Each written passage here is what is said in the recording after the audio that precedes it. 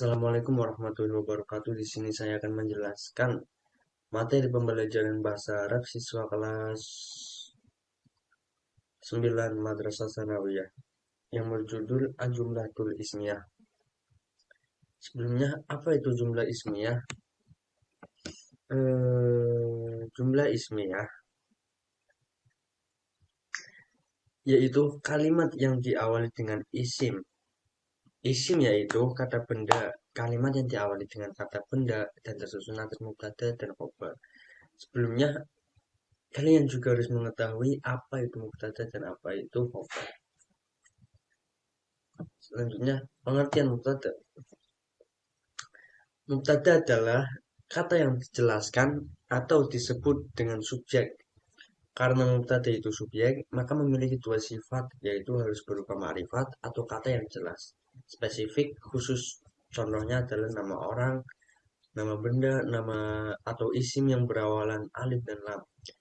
Yang kedua, tanda i'rabnya rofa, yaitu ditandai dengan domah, wawu, alif, dan nun. Selanjutnya pengertian khobar. Khobar adalah kata yang menerangkan mubtada, biasa disebut dengan predikat, ataupun sifat yang diperlukan yaitu harus nakiro. Atau kata umum. Nah, nakiro itu kata umum yang menjelaskan atau menerangkan mubtada dan tanda i'rabnya pun khobar. Nah, di sini ada contoh jumlah ismiyah. Yang pertama ada al-qalamu jadidun. Pulpen itu bagus. Nah, dari contoh di atas, dari contoh tersebut, eh, al-qalamun itu berkedudukan sebagai mubtada atau subjek, dan jadidun itu sebagai khobar.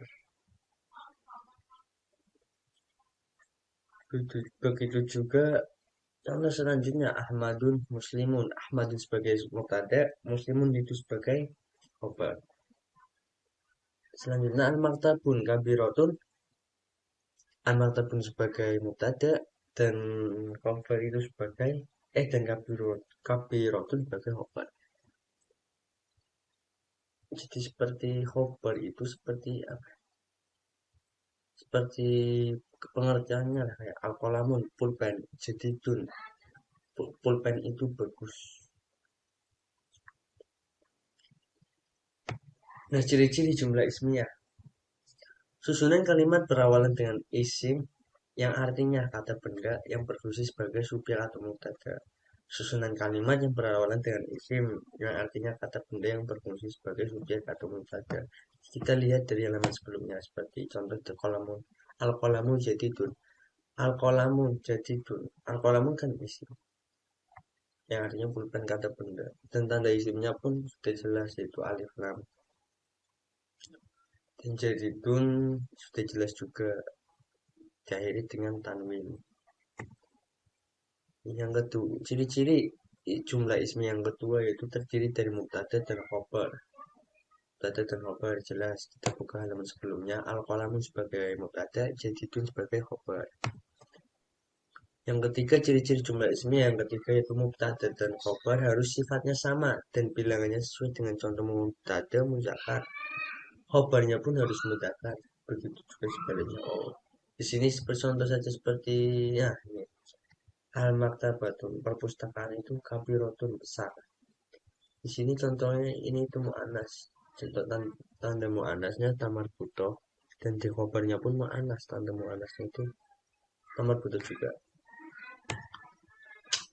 Ciri-ciri jumlah ismi yang keempat yaitu mubtada berawal di awal kalimat tidak diketahui oleh khobar dalam susunan jumlah ismiyah.